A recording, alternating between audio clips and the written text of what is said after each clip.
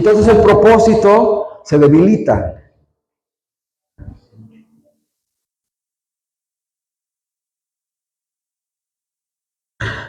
Vaya conmigo a Lucas capítulo 11, versículo 24.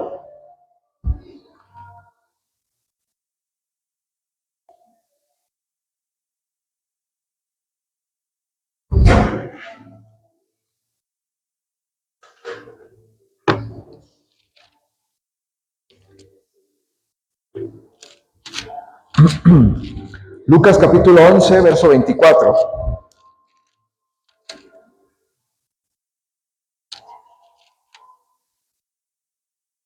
Mira lo que dice aquí. Pon mucha atención. Dice así, yo sé que tú lo conoces, pero pon atención. Dice, cuando el espíritu inmundo sale del hombre, anda, ¿por dónde? Por lugares secos, buscando reposo. ¿En dónde está? Entonces, cuando se junta el agua, es para evidenciar ¿qué cosa? La sequedad, para evidenciar lo seco. Pero si leemos Lucas capítulo 11, nos damos cuenta que lo seco es ¿qué? Inmundo. Lo seco es lugar, es territorio para los espíritus inmundos. Si te espanta esto de espíritus inmundos, ponle, entre paréntesis, ponle influencias malas. O ponle malas influencias, si te espanta. Pero lo cierto es que el agua fue diseñada para evidenciar lo seco. Así es que la palabra de Dios fue evidenciada para exhibir lo seco, para mostrar lo seco. No seguimos leyendo este pasaje, pero usted conoce ya el contexto de esta palabra. Okay. Vaya conmigo ahora a Lucas capítulo 8.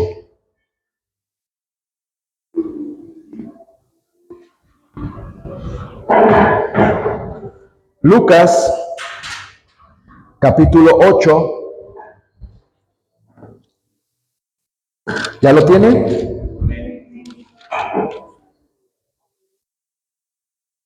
Dice así. Vamos a leer del 26 al 29. Acá mejor. Póngamelo por favor en nueva traducción viviente.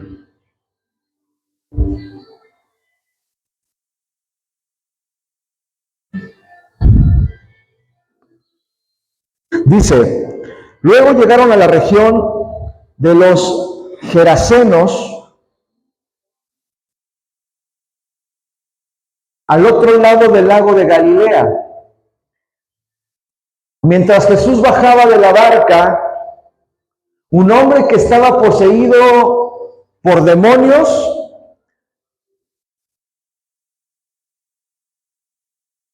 salió a su encuentro. Ahora, fíjate las características de este hombre. Tú conoces el pasaje, solamente quiero darle un enfoque distinto. Dice, mientras Jesús bajaba de la barca, un hombre que estaba poseído por demonios salió a su encuentro. Había un hombre poseído por demonios y de repente sale al encuentro de Jesús.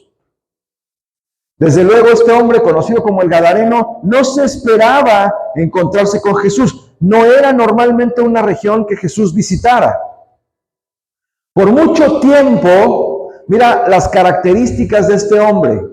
Por mucho tiempo había estado, diga conmigo, desnudo, sin hogar, y vivía entre las tumbas en las afueras de la ciudad.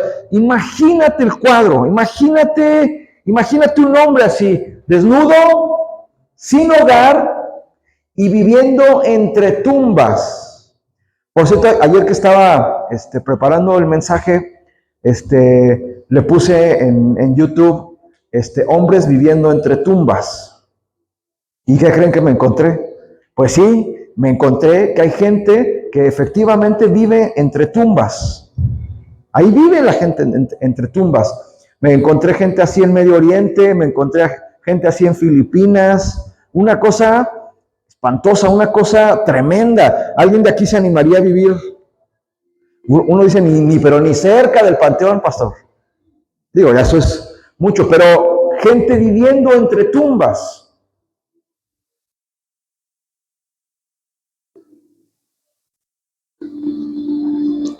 Y dice la escritura que era una persona que llevaba mucho tiempo endemoniada y que estaba desnuda, que vivía entre tumbas y que además no tenía hogar. Yo creo que si viésemos una persona así, creo que nos espantaríamos.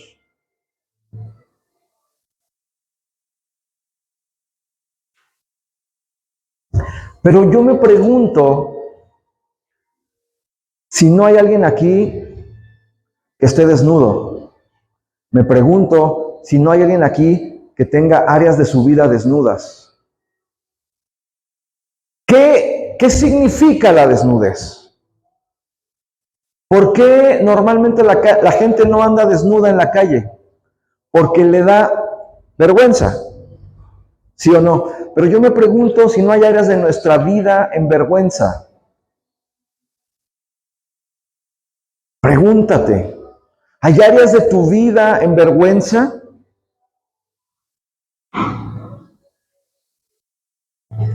Yo me pregunto si hay aquí gente sin hogar, gente que no es capaz de sentir que pertenece a algo o que pertenece a alguien. Una de las necesidades básicas del ser humano es la pertenencia. Y lo que hoy yo noto en la iglesia cristiana en general, pero esta en particular, es esa falta de sentido de pertenencia. Por favor, usted vea, iba a decir la militancia, pero luego en clase quiero decir feligresía y aquí quiero decir militancia. Se me cruzan los cables, hermano, perdón. Pero así en clase una vez se me salió decir que los feligreses de Morena, en vez de decir los militantes, ¿no? Me cruzan los cables. Pero yo veo una iglesia en donde no hay una pertenencia, como si anduvieran sin hogar, sin identidad.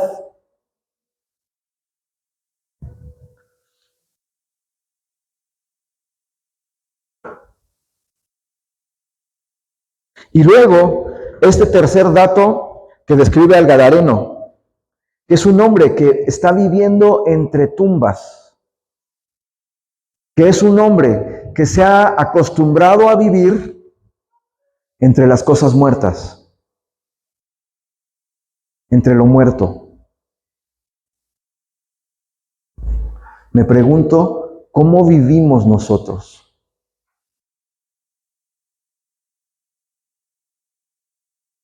¿Será que vivamos entre lo muerto?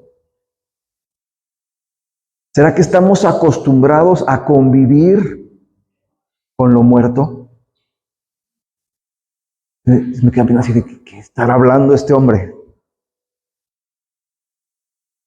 Pero parece este hombre gadareno, parece una realidad muy distante. Pero sabes, yo a veces pienso que no lo es tanto.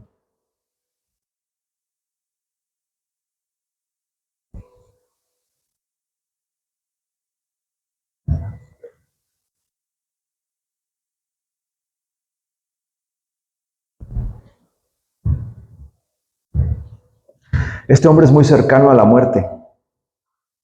Está muy cercano a la muerte.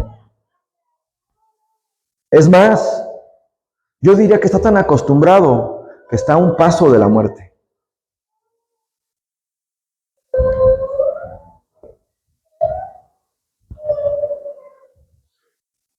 Ve conmigo al verso 28.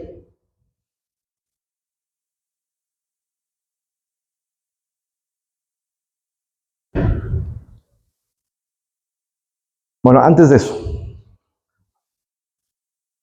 imaginémonos algo. ¿Qué tiene que pasar? ¿Qué tendría que pasar en la vida de una persona para llegar a esta condición? Este hombre ni siquiera es indigente, es mucho peor que un indigente. ¿Qué tendría que pasar para estar desnudo, sin hogar y viviendo entre muertos? ¿Qué tendría que pasar? Si fueras director de una película o el guionista de una película, ¿qué escribirías? ¿Cómo nos narraría su historia? Desgracias. ¿Cómo cree que haya sido la vida familiar de este hombre?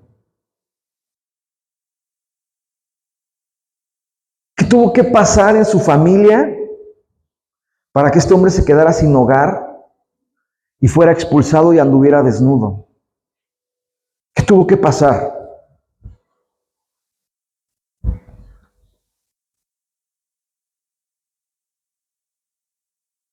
Yo me imagino de mínimo, una ruptura familiar, una situación en el hogar tal que no aguantó y se tuvo que salir de casa.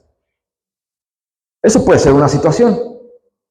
Otra situación puede ser un hombre con tales características que era absolutamente incapaz de seguir las reglas de un hogar.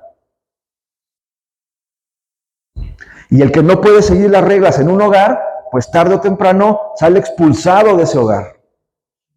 Lógicamente.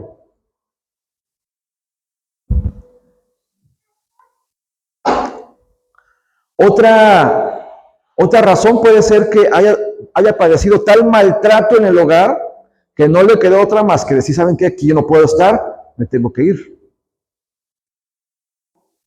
Y eso hizo a este hombre un hombre sin hogar, sin la capacidad de pertenecer a algo, sin la capacidad de arraigarse a algo.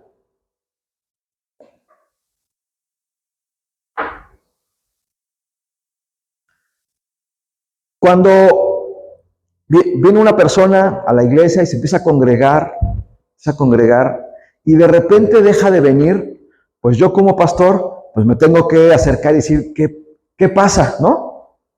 1, 2, 3 semanas, ya un mes, digo ya. Tengo que hablarle por teléfono, tengo que visitarlo, etc. Y me ha tocado gente que me dice, es que, hermano, me dice cada loquera, me dice cada disparate de por qué ya no viene, pero de verdad, podría ser una colección de disparates, los disparates más disparatados que me han dicho de las razones por las cuales dejan de venir a la congregación. Digo, no tiene capacidad de arraigarse ni de pertenecer, anda sin hogar. Anda sin hogar. Ahí, silvestre, anda sin hogar.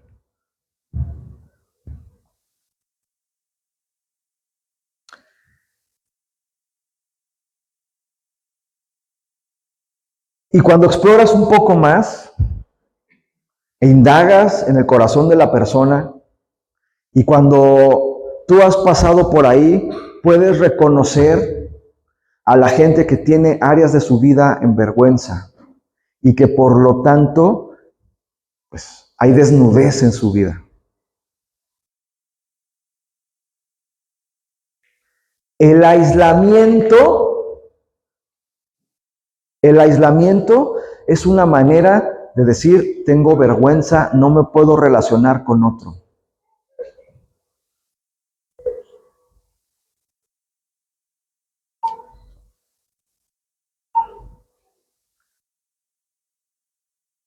¿Qué tan aislado eres?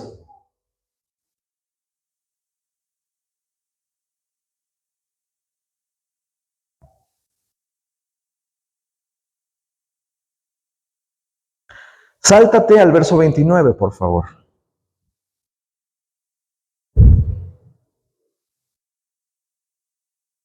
Fíjate cómo opera el espíritu inmundo. Ahora, este hombre está poseído. Y si seguimos leyendo, dice que tenía una legión. Eran muchísimos demonios, ¿no? Y otra lo va a decir, tenía muchísimos demonios. Y tú como que te espantabas y te persinabas. Ay, no, pastor, yo no. ¿Cómo cree, pastor? Este hombre dice la Biblia que tenía muchos demonios. Y cuando leemos muchos demonios, tú dices, no, yo no puedo ser. No es para mí.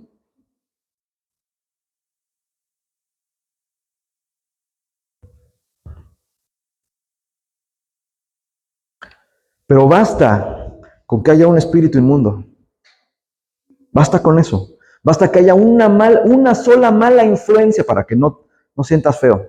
Basta que haya una sola en la vida del hombre para que haya sequedad y entonces los demonios. Pásele, Lupita. Para que los demonios entren.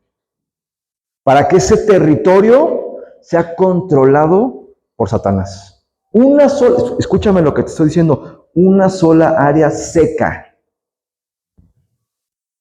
Una sola área seca para que un demonio tome control.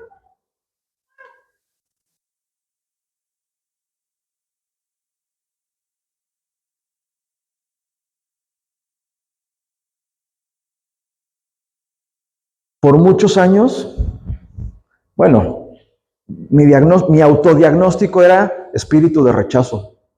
Yo me sentía rechazado. Y el espíritu de rechazo tiene una cualidad, el espíritu de rechazo se autoalimenta.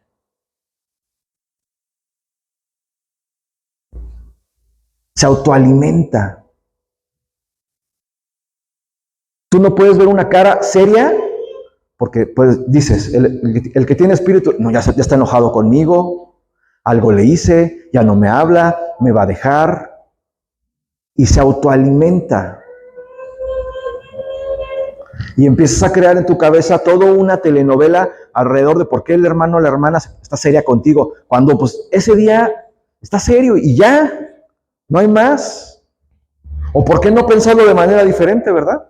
¿Por qué no pensar de que está serio porque lo impactas?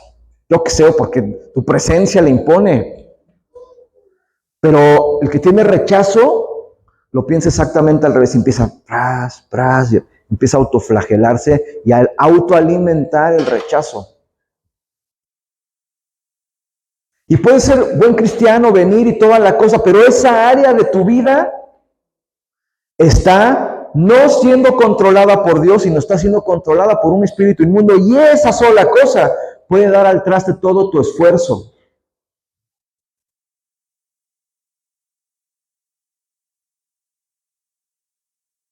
Es un área en donde luchas y luchas y luchas y luchas y luchas y luchas y luchas. ¿Por qué?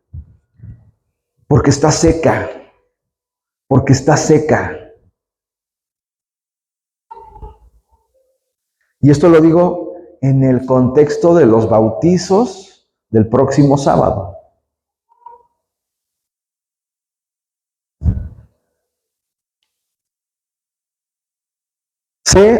Entiendo perfectamente bien que el rito cristiano es que la persona se bautice una sola vez en la vida, ¿no? Yo entiendo eso. No está escrito en la Biblia así, pero yo entiendo que el rito, la formalidad cristiana es eso. Pero yo digo, Señor, a veces yo tendría que bautizarme cada semana, Señor. Cada mes.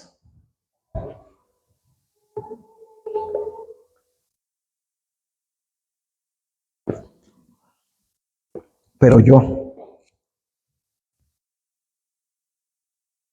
a usted hasta se le ve, hasta veo cómo levita de la santidad. Flota, hermano, de la santidad. Algunos hasta alas les veo, digo, no, pues mis hermanos son otro boleto. Verso 29, sáltate el 28, vamos al 29. Fíjate cómo opera el espíritu inmundo en las vidas. Fíjate, vamos a leer a partir del punto y seguido. Dice, aún cuando el hombre estaba bajo custodia, con cadenas y grilletes, simplemente los rompía y se escapaba ¿a dónde? Al desierto. Se regresaba a lo seco. Se regresaba a lo seco. Estoy leyendo a partir del punto y seguido, que es como la mitad del versículo. Dice, aún Bueno, desde el primer punto y seguido, ese espíritu, fíjate lo que dice, ese espíritu a menudo tomaba control de la persona. Ups. No dice que siempre, dice que a menudo. Pregúntate, ¿cómo eres a menudo?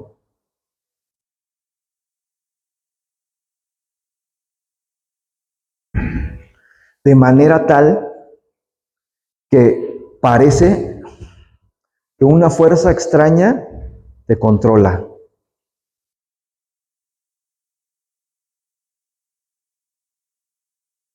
Yo tengo un familiar que dice que es muy enojón, bueno, que dice que tiene carácter fuerte, pero cuando se enoja, hermano, el rostro se le transforma, como si estuviera controlado para que no te espantes, por una mala influencia. No quiero decir demonio, por una mala influencia. Más es cosa que le toques, como ahí el juego ese de él, que es un doctor y tú sacas piezas. ¿Cómo se llama? Operando. Que le toques un punto que así, mal, y sale el Krakatoa, la erupción del volcán. Y se le transforma el rostro, como si estuviera. Es una buena persona, es trabajador, es súper inteligente, es buen padre, todo tiene. Pero esa área está seca. Está seca. Y por lo tanto, las áreas secas, no hay otra manera, están controladas por espíritus inmundos. O por un espíritu inmundo, si tú quieres. Y por lo tanto no puede fluir.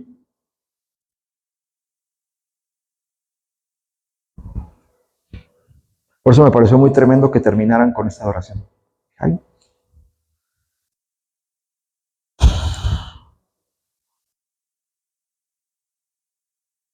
¿Y tú? ¿Quién eres? Decía el comercial. Dice así, ese espíritu a menudo toma control de él. Aun cuando el hombre está bajo custodia, esto es, aun cuando él se quiere portar bien y hasta viene a la iglesia funciona en su vida como cadenas y grilletes, simplemente. Simplemente. La religión no puede contener, no puede controlar, no puede gobernar eso, la religión. Pero ¿cómo? Si viene a la iglesia, ¿cómo si? Pues sí, pero la religión funciona en su vida solamente como cadenas y grilletes que tarde o temprano las va a romper. Nada más toca el punto.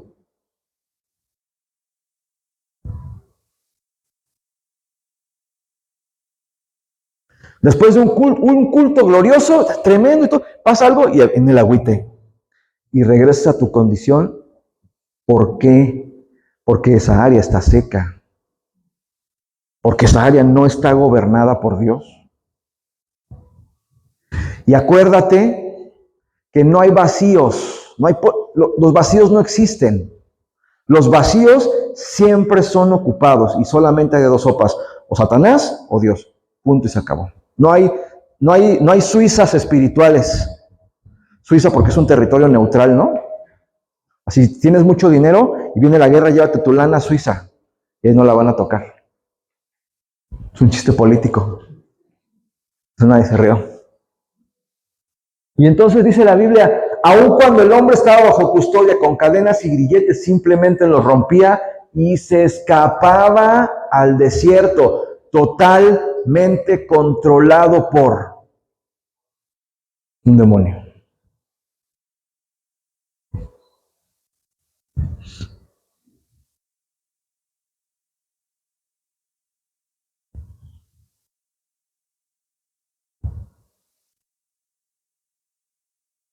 ¿Por qué los espíritus inmundos prefieren los lugares secos?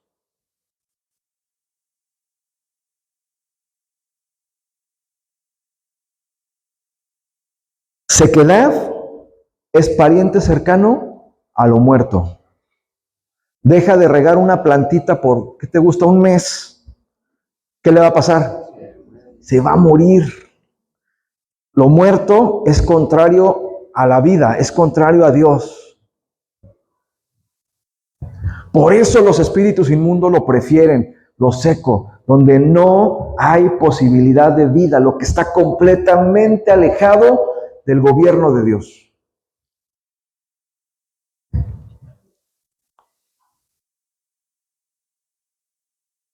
Si no hay posibilidad de vida, pues tampoco hay posibilidad de fruto. Déjame hacer una pregunta similar, pero distinta.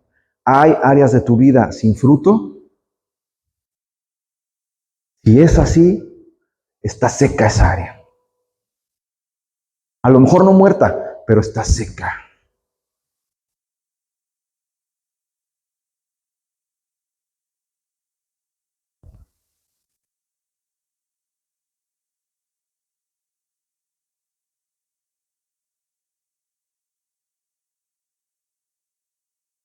No pierdas ese pasaje. Salmo 68:6, por favor. Veamos más de cerca qué es la sequedad.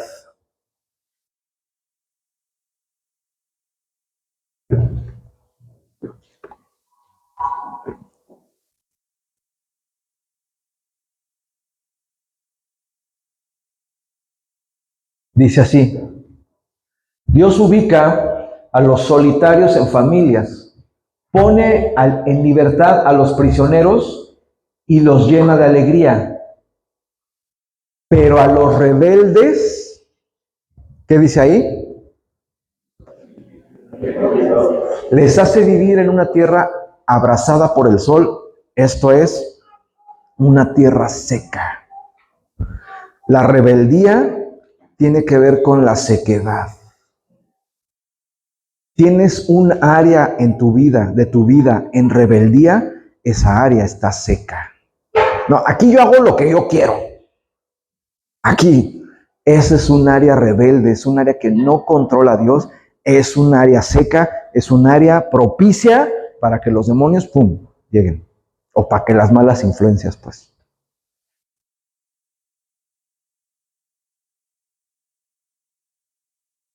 Segundo de Reyes, capítulo 3, verso 9.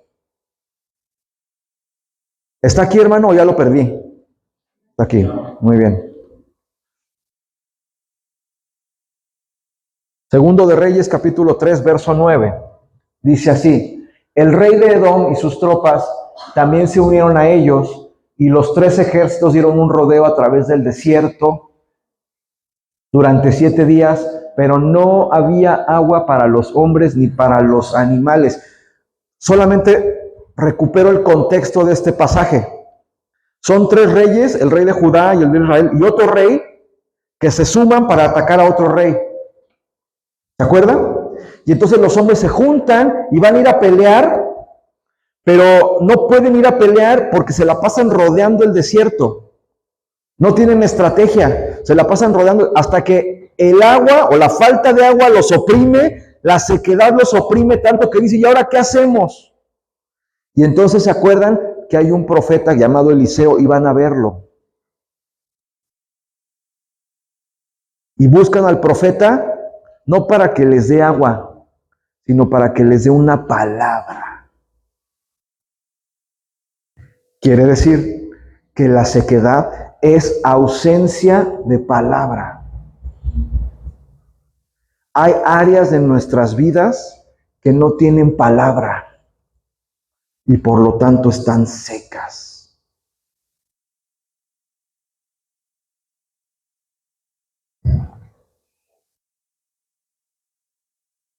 ¿Cómo están tus finanzas?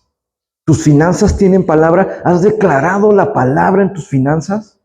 ¿Cómo está tu salud? ¿Has declarado la palabra en tu salud? ¿Cómo está tu matrimonio? ¿Cómo están tus hijos? ¿Cómo está tu trabajo? Tantas áreas de nuestras vidas. ¿Hemos declarado la palabra o no?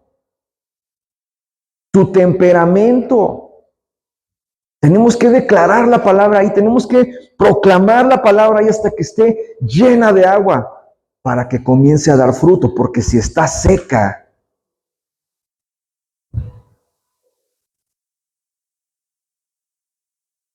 bueno, creo que yo les conté una vez, la gatita que teníamos tuvo una primer camada de gatos y se murieron todos.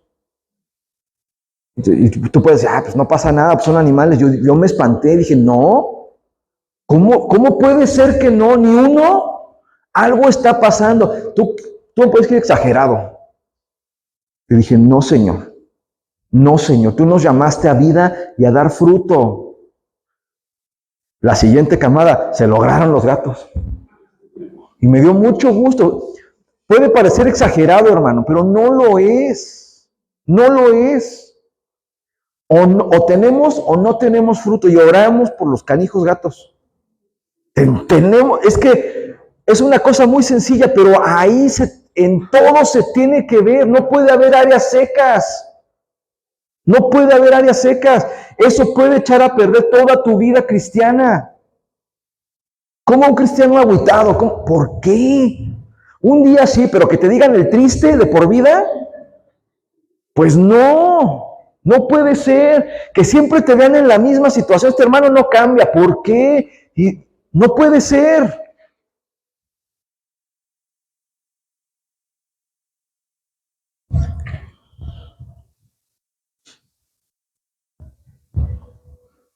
Jeremías 14:3.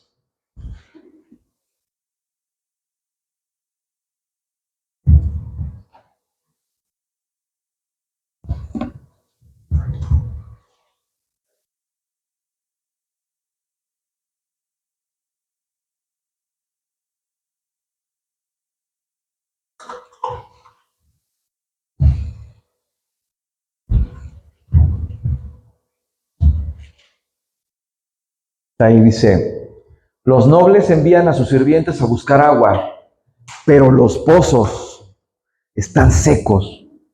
Confundidos y desesperados, los siervos regresan con sus cántaros vacíos y con sus cabezas cubiertas en señal de dolor. No permitas que ningún área de tu vida esté vacía. No lo permitas. Todas las áreas de nuestras vidas deben estar llenas de la palabra de Dios. Todas. Todas.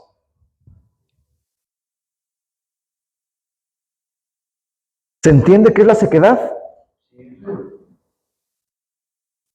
Oseas capítulo 2, verso 3. Daniel, Oseas. O es Oseas, Daniel. ¿Qué es primero? No, Daniel es primero, ¿no? Daniel, Oseas. A ver que me ayude un niño de la escuela dominical. Nos instruya. Oseas capítulo 2, verso 3. De lo contrario, lo desnudaré por completo como estaba el día en que nació. Dejaré que muera de sed como un desierto desolado y árido. El contexto de esta palabra es Dios reclamándole a Israel, su esposa Israel, le está reclamando, ¿sabes qué? Su infidelidad. Pregúntate, ¿soy infiel o soy fiel? O sea, no estoy hablando de tu esposo o de tu esposa, ¿verdad? Más te vale. Pero no estoy hablando de eso. ¿Le eres fiel a Dios o eres infiel con Dios? A ver, hermanas, ¿qué sería una infidelidad para ustedes? Una valiente que me diga. ¿Qué cosas tomaría por infidelidad? ¿Nadie se atreve?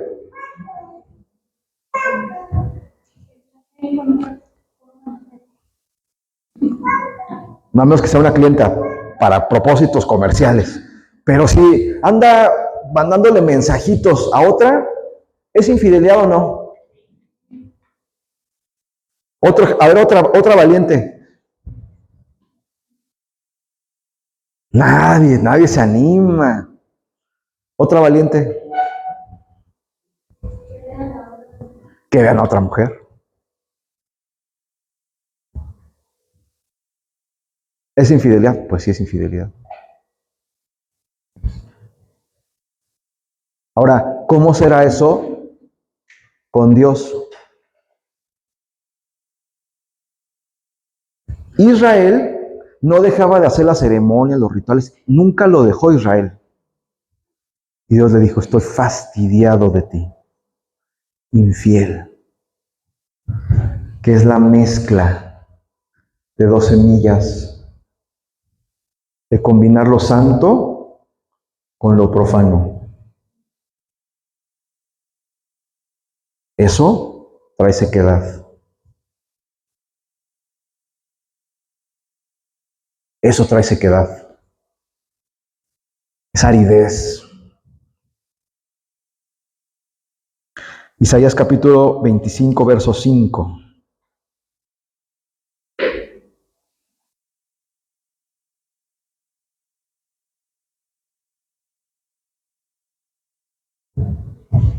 Isaías capítulo 25, verso 5.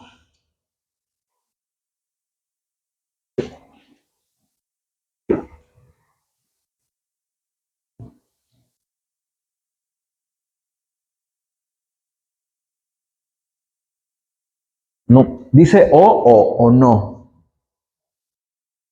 O, que falta un pedazo de letra, ¿no? No, dice no. O como el calor implacable del desierto. Sin embargo, tú haces callar el rugido de las naciones extranjeras, como la sombra de una nube aplaca el incesante calor. Tú silencias las canciones vanidosas de la gente despiadada. El contexto de este pasaje tiene que ver con el orgullo. El orgullo es sequedad. ¿Qué significa orgullo? No, yo estoy bien. Aquí yo no, yo estoy bien. No, aquí no. Estoy bien. Eso es orgullo. Lo contrario es sí, aquí estoy mal. Y lo acepto y lo que sea. ¿Están corriendo o qué? Ah, no, es el bienvenidos. Dije, ya me están poniendo el tiempo, ¿qué? ¿Cómo? ¿Queda claro qué es la sequedad?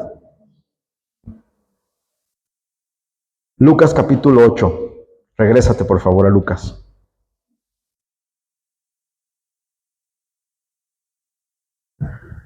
Vamos a leer el versículo 28.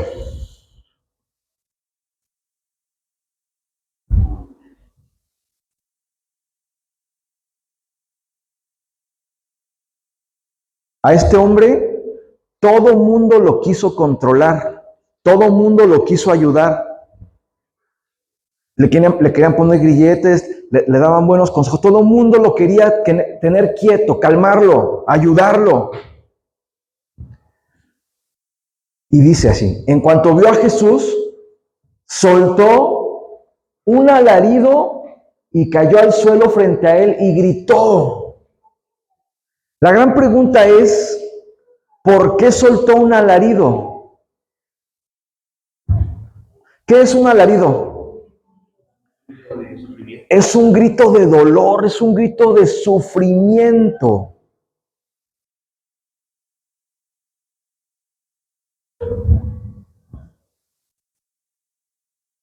¿Por qué?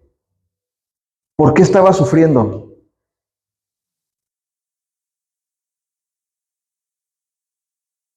Porque se estaba separando lo seco de lo mojado. Se estaba separando lo vivo de lo muerto. ¡Ah! ¡Pum! Hay una separación. Se estaban juntando las aguas de arriba y las aguas de abajo para evidenciar lo seco. Me acordé, con este pasaje, perdóneme, me acordé de Spider-Man 3. O una de las versiones de Spider-Man 3, cuando se vuelve negro el Spider-Man, porque le cae una cosa rara. ¿Sí lo han visto? Y entonces, para que se separe el Spider-Man bueno del malo, tienen que pegarle a un fierro. Algo así, y se separa y gritan, ¡ah! Y se le sale. De eso me acordé, perdónenme, me acordé. Y queda el Spider-Man bueno. Y el malo se va. No se fue a lo seco ese.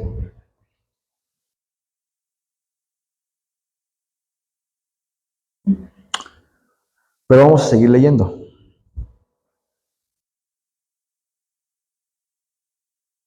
Nos quedamos en el 28, ¿va?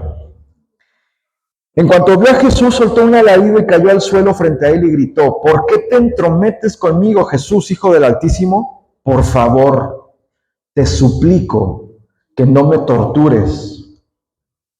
Pues Jesús ya le había ordenado al espíritu maligno que saliera del hombre.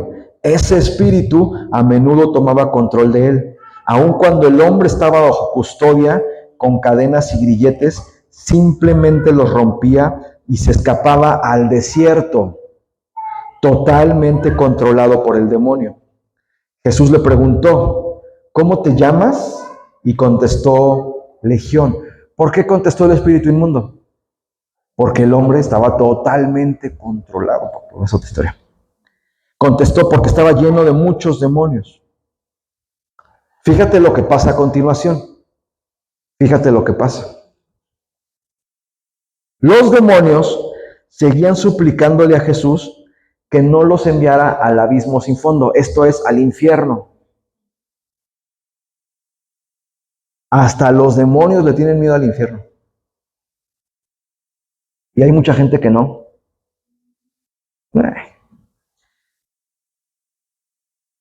32. Sucedió que había una gran manada de cerdos alimentándose en una ladera cercana, y los demonios le suplicaron que les permitiera entrar en los cerdos. Entonces Jesús les dio permiso. Así que los demonios salieron del hombre y entraron en los cerdos. Fíjate lo que dice aquí. Y toda la manada se lanzó al lago por el precipicio y se ahogó. ¿A dónde se lanzó? No. ¿A dónde se lanzó? Al agua, al lago.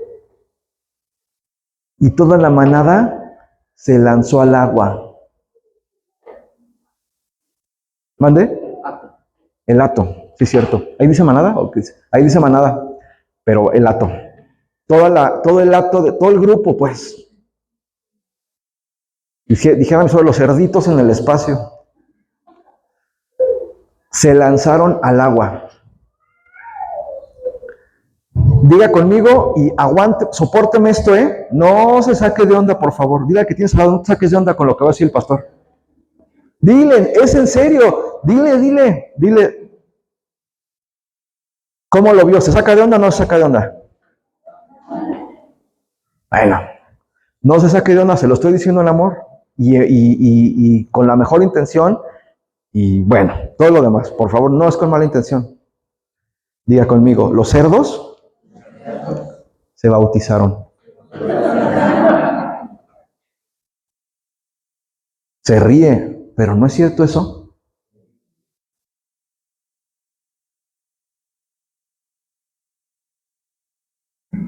Yo digo, pues Señor, otra vez, Señor. Otra vez bautízame. ¿Y usted?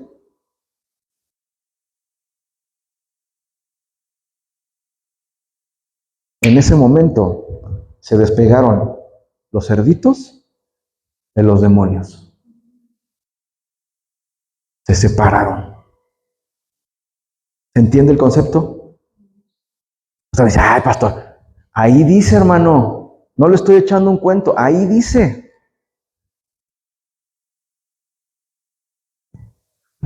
Entonces, entiéndase, a ver, lo voy a matizar para que no sienta que es una piedra. Nehemías capítulo 9, verso 11.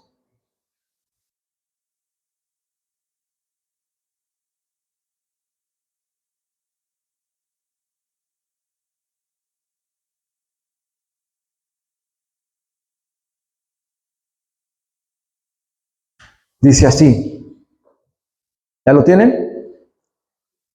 Dividiste el mar para que tu pueblo pudiera cruzarlo por tierra seca. Luego, arrojaste a los perseguidores a las profundidades del mar. Se hundieron como piedras en aguas turbulentas. El paso del pueblo de Israel por el mar es un prototipo del bautismo. ¿Y qué fue lo que pasó con los perseguidores? Se ahogaron. Pregúntate, ¿tienes perseguidores? Hay algo, hay ideas, hay pensamientos, hay influencias que te persiguen. Derrota, tristeza, abandono, pesimismo, enfermedad. Yo no sé.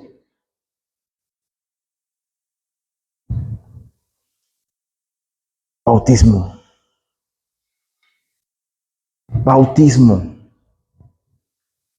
Para que los perseguidores se ahoguen en las profundidades del mar. Dijo un pastor alguna vez, pero los desgraciados saben nadar. No. En el mero fondo del mar no.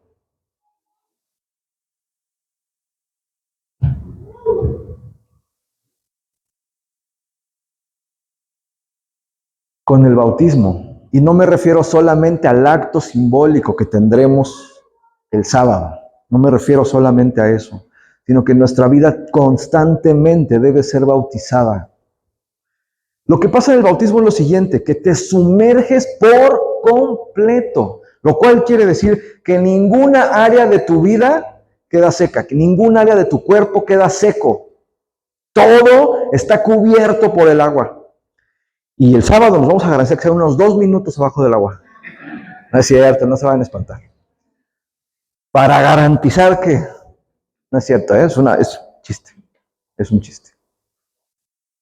Pero hermanos, que todas las áreas de nuestras vidas, o no luchas con cosas, o no luchamos con cosas, no hay cosas que decimos, porque esto no lo puedo dejar, porque esto me cuesta tanto trabajo, porque lo estoy lidiando de continuo.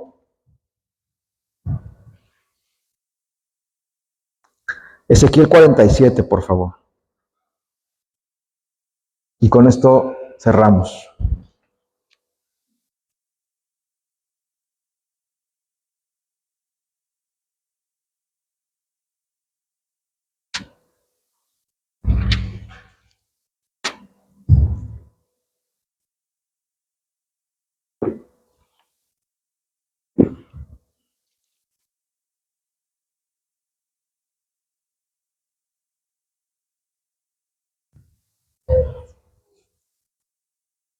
Ahora,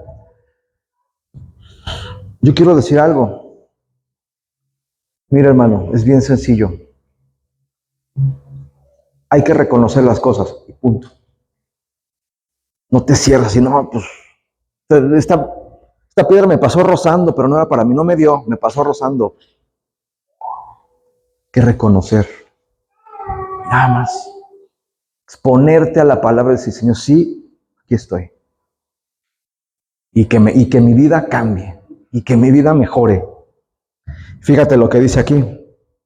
En mi visión, el hombre me llevó nuevamente a la entrada del templo. Allí vi una corriente de agua que fluía hacia el oriente por debajo de la puerta del templo y pasaba por la derecha de la parte sur del altar.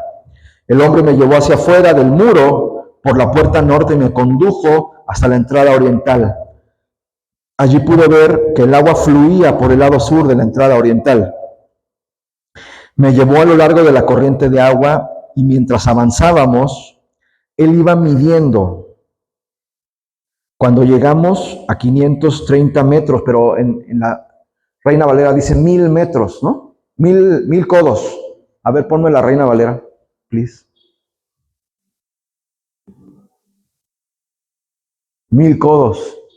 Y conste que no estaba en Monterrey. Dando unos chistes muy particulares hoy. Y salió déjame la Reina Valera. Y salió el varón hacia el oriente. Y salió el varón hacia el oriente, llevando un cordel en su mano y midió 1000 codos y me hizo pasar por las aguas hasta los tobillos. Usted conoce este pasaje. Pero fíjate en primer lugar, hasta dónde llegan las aguas, hasta los tobillos. Y yo siempre digo, ¿cómo se siente el agua en los tobillos? Diga lo que sienta, lo que usted sienta, pues. Pues si es en Cancún, maravilloso, pero si es en Tequis, pues más o menos. ¿Quién dijo algo? ¿Qué? ¿En la qué? En la Avenida de la Luz, ¿no? En una inundación en tu casa, pues no se siente bien, ¿va? En las inundaciones en casa no se sienten bien, ¿verdad, Elsa? No se sienten bien. Se siente frío, frío, frío. Pero si tú vas a un río y metes tus pies, los tobillos, se siente rico, refrescante. Y siempre me acuerdo de mi mamá que me decía, sí, pero te tienes que mojar bien porque si no te vas a enfermar. ¿A ustedes nunca les dijeron eso? Y sí, cierto. Y entonces, pues obligadamente te tienes que meter todo bien, o te tienes que meter a bañar para que no te enfermes. Pero mira, hermano, está muy bien sentir el agua hasta ahí. Está muy bien poner áreas de tu vida a los pies del Señor y que el agua te dé ahí, está muy bien. Pero no es suficiente, no es suficiente. No es suficiente poquito del Evangelio, no es suficiente. No son suficientes poquitas áreas, no son suficientes. Tiene que ser iba a decir el puerco, no, todo el cuerpo. Todo el cristiano tiene que estar metido, bautizado, todo completo, ningún área se puede quedar seca, ni una sola. Ni una sola. Y eso es lo que nos cuesta trabajo, entregarlo todo, darlo todo, mojarlo todo.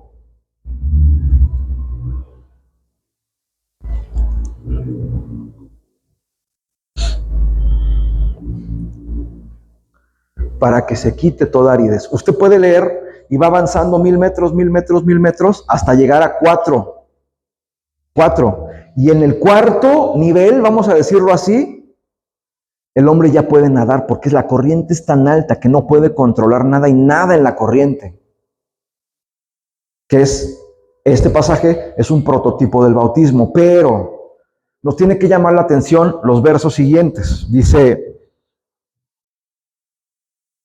verso 6, dice así, me preguntó, hijo de hombre, ¿has estado observando? Después me llevó de regreso por la orilla del río. Al volver, me sorprendió ver muchos árboles que crecían a ambos lados del río. Entonces me dijo, este río fluye hacia el oriente, atraviesa el desierto y desemboca en el valle del Mar Muerto. ¿En dónde desemboca? En el Mar Muerto. Un mar que por definición no puede tener vida. Eso es la imposibilidad total. Luego dice, esta corriente hará que las aguas ¿que las aguas qué?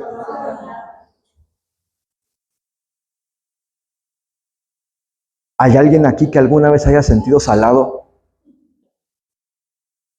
Ahora resulta que nadie, yo solamente, soy el único traumado aquí, qué bueno que la palabra es para mí. Que las aguas saladas, como no me va mal, y hasta nos llegaron a decir que teníamos salación o, ¿qué nos dijeron? Algo así, ¿no?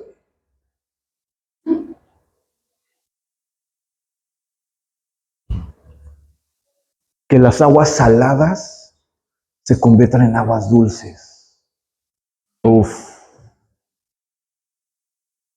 Y más adelante, si seguimos leyendo, dice que todo alrededor del río había muchos árboles con mucho fruto.